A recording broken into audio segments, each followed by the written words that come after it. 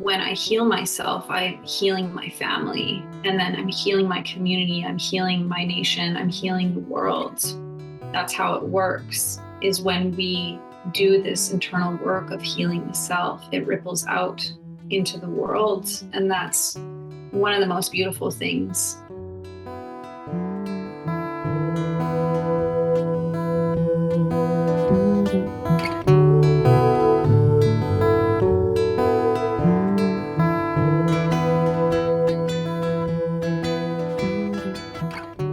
Welcome to the Salish Harvest Wild Ideas podcast. This place is a gathering for conversations from across the Salish Sea bioregion on wild food, wild medicine, and wild ways of being. I hope you enjoy our conversation for today. Welcome. Thank you so much for being here. I'm really grateful for your time and your presence and your stories. And I want to invite you to introduce yourself. Thank you for having me. So my name is Amanda Petra. My traditional name is Pyisis. It means little bird. I'm Mikisew Cree on my father's side and Czechoslovakian on my mother's side. I grew up in Yellowknife, Northwest Territories, which is Dene territory, so Denendeh. And that's where I spent most of my time until I moved out to the West Coast. I am a person that works with medicine, so I am a medicine woman. The work that I do with plant medicine involves medicine making, wild harvesting, and then hands-on healing with medicines and teaching. I'm a student. I'm working on my master's thesis right now, and my project is titled Maskiki Watikwa, and it's all about traditional Indigenous medicines of the Peace Athabasca Delta, and that's where my father's side of the family is from. So my Mikisew Cree relatives are based in that area around the town of Fort Chipewyan, and so that's where I did my research. That's where it was based out of, and connecting with our elders and knowledge keepers and recovering this traditional knowledge about our medicines and our ceremonial practices and healing practices. And so that's really my passion, bringing traditional medicine and healing practices to the forefront of our families and communities, specifically our Indigenous families and communities. It's really for all people. All people can benefit from Indigenous teachings and from the medicine. And so that's what my life's work has become. And I'm really happy to be here visiting with you today. Let's see. Thank you. Thank you. I'm curious, as somebody who has both Indigenous and European ancestry, how this dual heritage has influenced your approach to healing practices and the navigating between different worldviews and the cultural repair work that you are also steeped in and weave between with your medicine work. So because I am of mixed heritage, I struggled a lot with identity when I was growing up. So I always felt like there was kind of a divide between these two parts of myself, between being Indigenous and being Eastern European. I never really felt like white enough or felt Native enough. So I had to find this place within my own being of self-love and acceptance. And where that led me was more closely towards the cultural elements of my Mikisew Cree heritage. And I think a part of the reason for that is because I naturally felt drawn to it. And also because, I'm not living in Czechoslovakia, and my great-grandparents immigrated. And so they now consider themselves like Canadian prairie farmers on my mother's side. So there's a cultural piece that becomes distanced when you aren't immersed in it any longer. And so I say that about my Eastern European ancestry, that I believe all of those cultural traditions and elements and pieces are still living inside of me, inside of my blood, just like my Indigenous heritage. I think because I can have access to those elements of myself at any time, because they're living inside of me as an Indigenous person, I gravitated more towards that way of being in the world. And it became a big part of my mission. And so, like I mentioned, I'm doing my master's right now and found my way back home to my Mikisew Cree family. It took me all of these years up until this point in my life, and I'm 36 now, to actually make it back home. And it's been a dream for a really long time. And I think the reason for that is because I needed to be ready for it. I needed to grow and mature and come to a certain place in my own healing where I could return home and start reconnecting. So the journey is really about digging down and uncovering these ancestral parts of myself so that I can heal myself first. And then when I heal myself, I'm healing my family. And then I'm healing my community. I'm healing my nation. I'm healing the world. That's how it works, is when we do this internal work of healing the self, it ripples out into the world. And that's one of the most beautiful things. You know, talking about identity and heritage, there are so many gifts in these traditions, and there is so much wisdom that comes from our ancestors and from our elders. And as a young person, I'm tasked with being and living in a different world, a modern world, where our lifestyles are not the same as they used to be, as they were back then, even when my elders were living on the land. And so it's really about bringing the traditions forward, but marrying them with the modern world at the same time. So we're honoring these traditions, but we're also evolving them. And that's how they were always meant to be. They were never meant to stay the same. They were always meant to change. And so there's no roadmap for this. There was no book that's like, this is how you do this. It's like, I'm figuring this out as I go, just like everyone else. And we get to create it. We get to decide. We get to choose, what do I want to bring forward and why? And what can stay? What can stay in the past? What doesn't need to come forward with us? Feeling currents of a new dream, I know you see it, my love. Vision from above, felt within our trust. I was just beginning my plant journey a bit before I started working on the Salish harvest.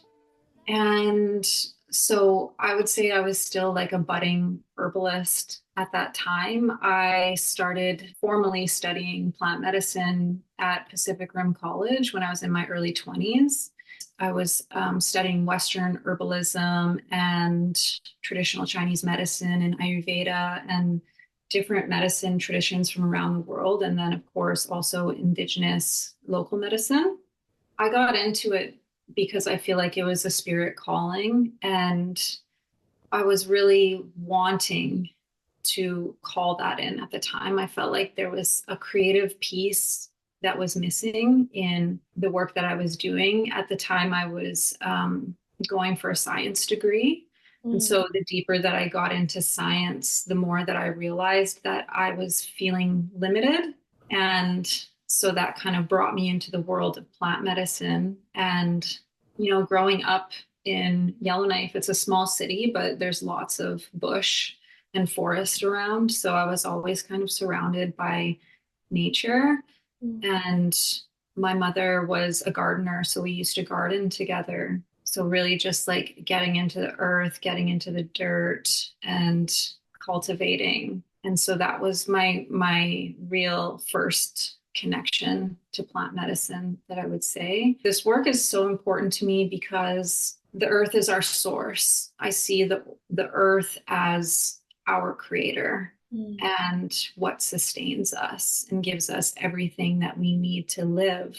And so, in teaching people about wild food and medicine, it's about us taking care of the earth, but also becoming closer to the source, becoming closer to our spiritual origin, in a sense, reclaiming our power that we may have lost over time as we came further away from spirit and turned away from spirit.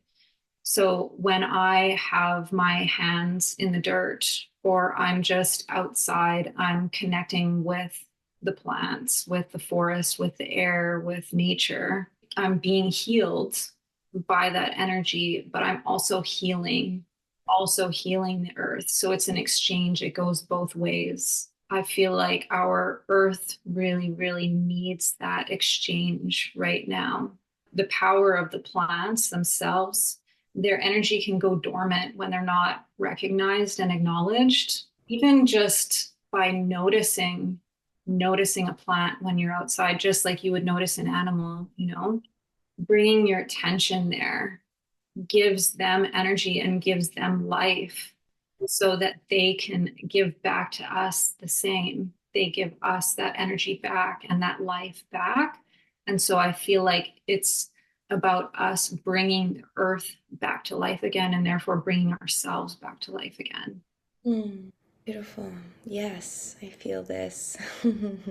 I also grew up gardening with my mother, and I feel that reverence that she instilled for that exchange has been a medicine I've returned to again and again over my life. And I'm so grateful for the way that you expressed that. I could feel the energy of that just in your share. Like I can feel the cool earth and the damp air and just the sweetness of bird song and that stillness that we can feel when we're outside in the way that you share about it, which is really touching and really special. So thank you.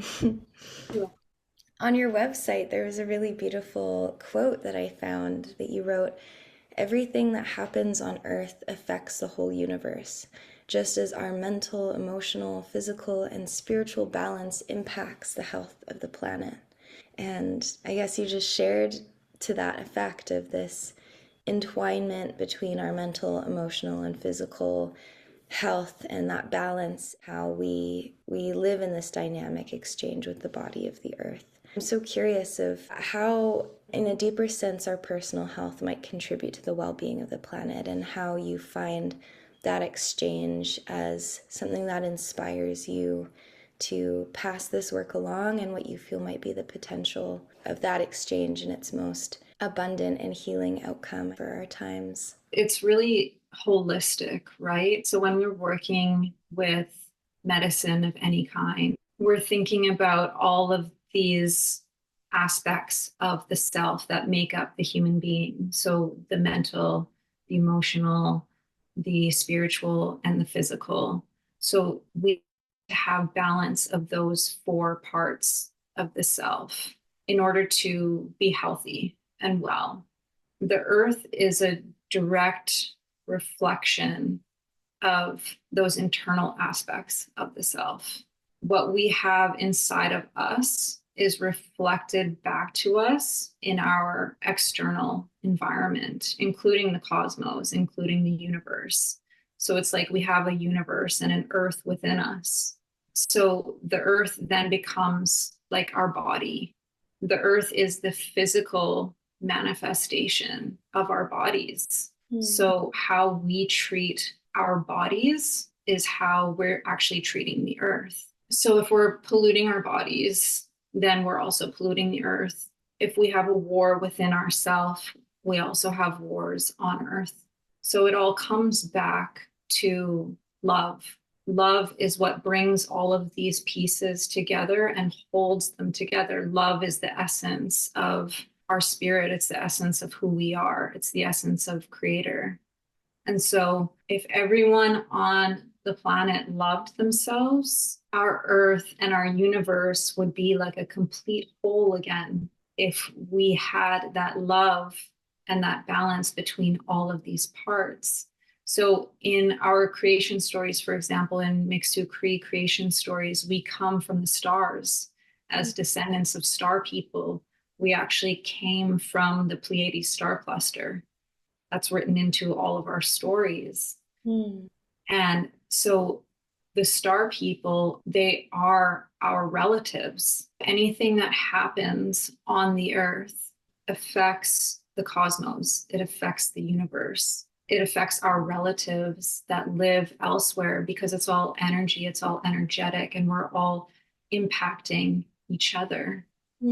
So I think that's what I was getting at when I wrote that on my website, that worldview of thinking that it's a complete whole and that we're all related. It's holistic.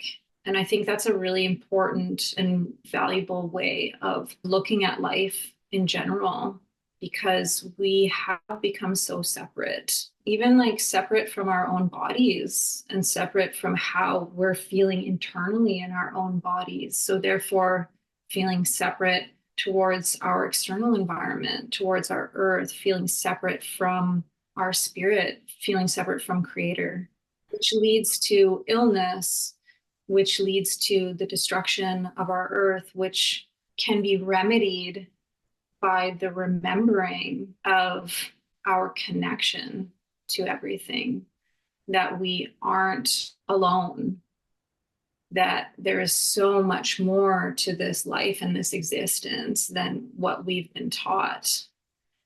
And that there's so much to learn and explore. And I feel like the medicine can help bring us there.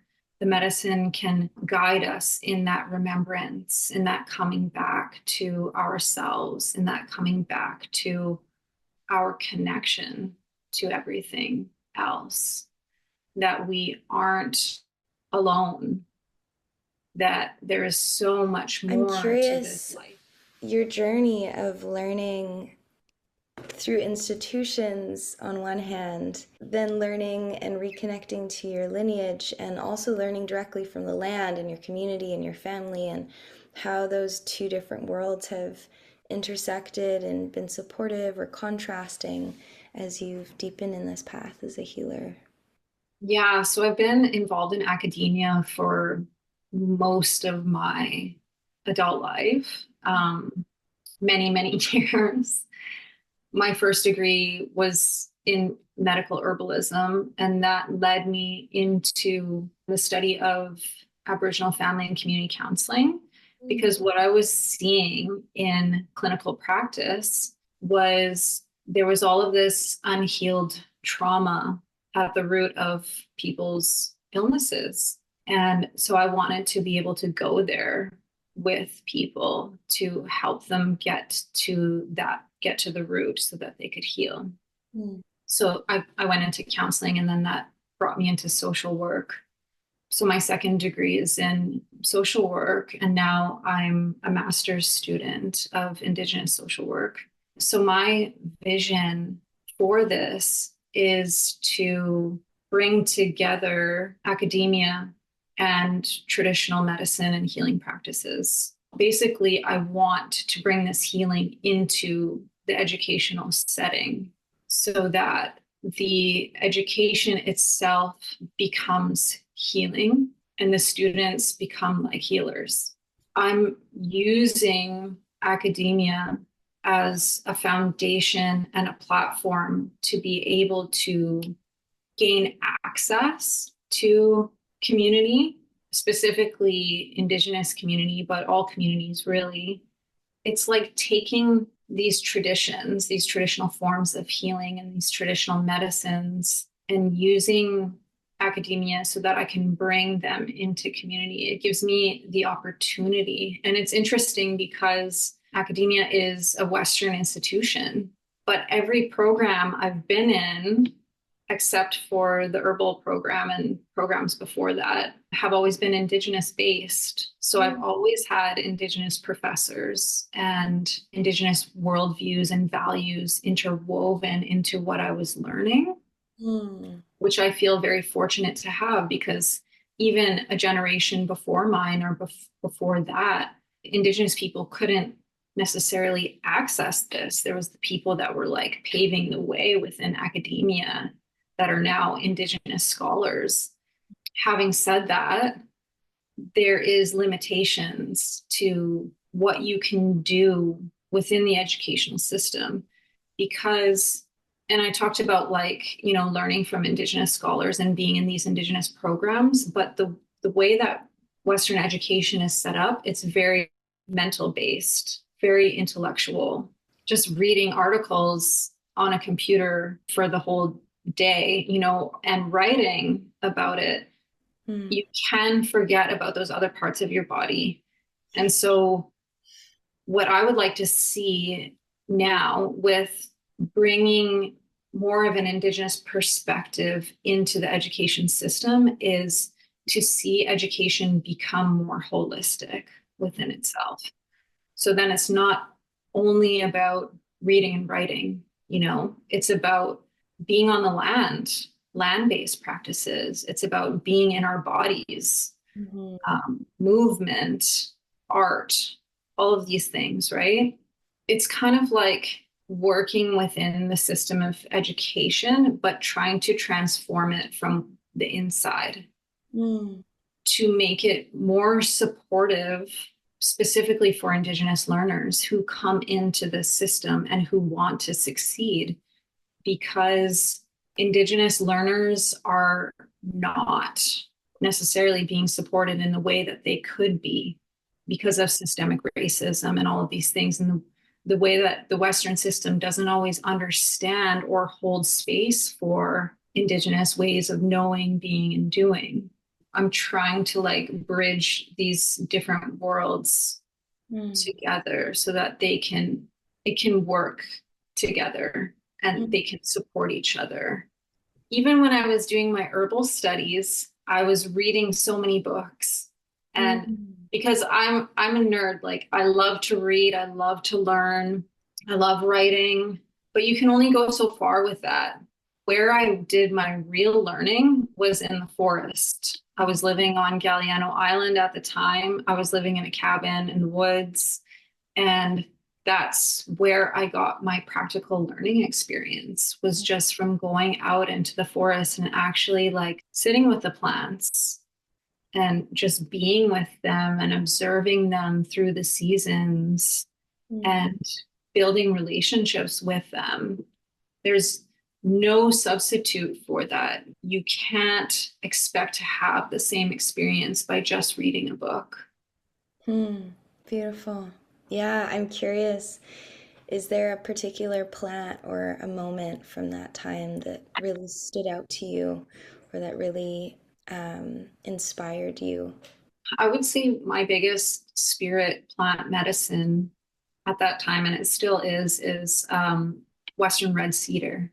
And I did some work with this with Salish Harvest and with Access to Media Education Society. What was interesting about that, well, first of all, I'll say that, so this tree is a giver. It has the power to give strength to people. Even just going and sitting next to the tree or like touching the tree, you can feel its great strength and power.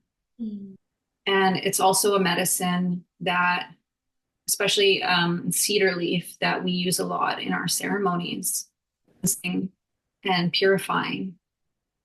And I think those qualities are so important, especially for those who are sensitive to their world, sensitive to sound, light, everything, sensitive to energy.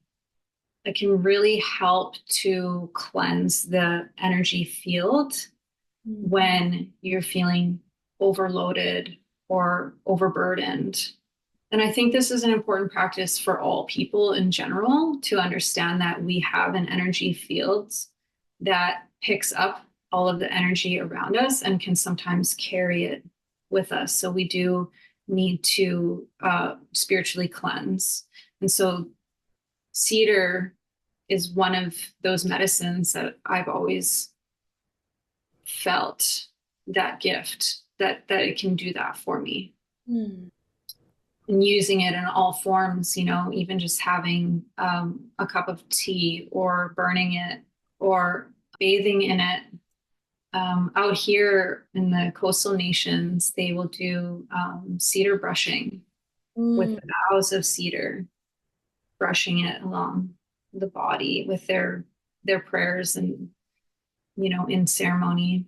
And an interesting thing, and this was a big lesson for me actually, was because I'm Mikisew Cree, I'm not from the West Coast, but I did most of my adult learning on the West Coast. So, you know, I've learned from various elders that are from around here, native to these areas, but my teachings of cedar are different than the teachings of cedar from people that are from here. So when I was engaging in this work, there was some of the material that I was creating around the cedar medicine wasn't used in the same way by the Connecticut elders that we were working with at the time.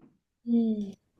So they couldn't use that material because the Indigenous people that are native to an area are the authority on those lands, because they've been stewards of them for time immemorial. So it was a lesson in me being humble, and also knowing that when I'm coming into a space that I'm not Indigenous to, that I am first and foremost like honoring the knowledge and the wisdom of the Indigenous peoples that are from that space. And simultaneously honoring my knowledge, honoring what I've learned as well, but doing it in a way where I'm creating space for the voices of other Indigenous peoples that were here before me. Yeah, I think that's a beautiful place to close our conversation. Thank you so much. Thank you, Sophia. Thank you for listening to today's conversation on the Salish Harvest Wild Ideas podcast. My name is Sophia, and I am honored to be your host, and I am very grateful to all the guests who come on here to share their stories and their wisdom with us. This project is based on the traditional unceded and asserted territories of the Coast Salish people. We honor the Hul'qumi'num, the SENÇOԹEN, and the Shamanic nations, and we pay our respects to the elders and stewards of these lands, both past and present. We hope you will join us for another conversation soon.